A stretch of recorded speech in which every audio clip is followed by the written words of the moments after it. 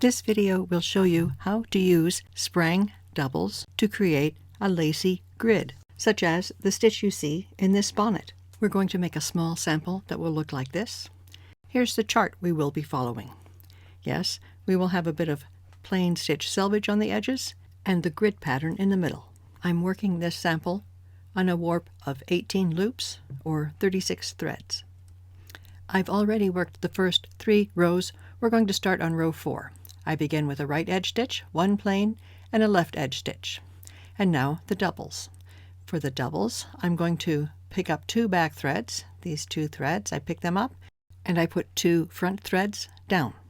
Again, pick up 2, put 2 down. That's how I work doubles. Pick up 2 threads from the back, put 2 front threads down.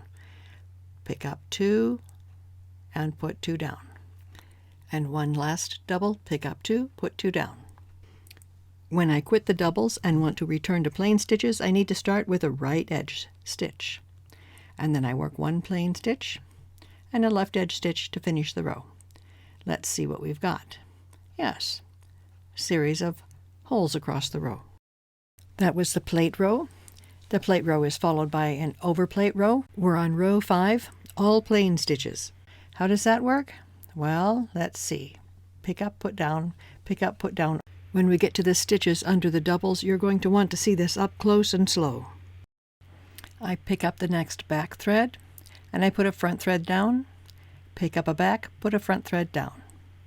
And once again, pick up a back thread, put a front one down, pick up a back, put a front one down. Spread the threads out a little bit to be sure you get the correct next thread.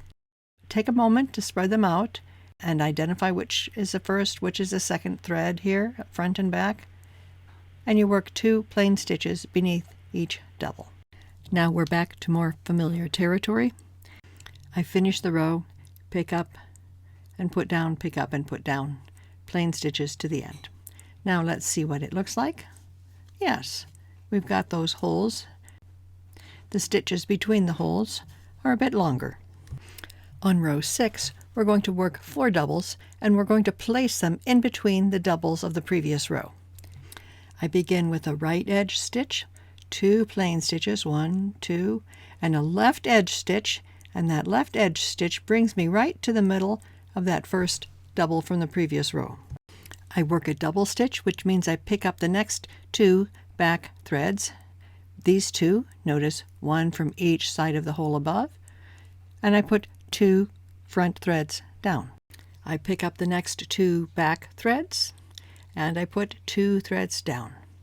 Notice how these stitches are offset from what we did on the row before.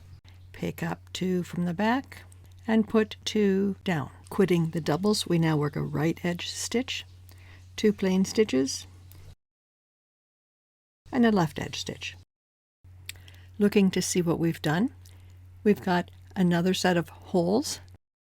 They're offset from the first set of holes. That was the plait row. Here's the overplait row, where I pick one up, put one down, pick one up, put one down, all the way across the row. You want to keep the threads in order. Make sure you choose the correct one. It sometimes helps to spread the threads out. Take a minute to make sure that you choose the correct next thread. Pick up, put down, spread them out a little bit, and if you hold them like this, then it's clear which is the correct next thread. Pick up, put down, pick up, put down, all the way across the row. Spread them out and then choose the correct one. Pick up, put down. And here we are back to the plain stitches at the edge. Pick up, put down, all the way across the row. And let's look and see what that looks like.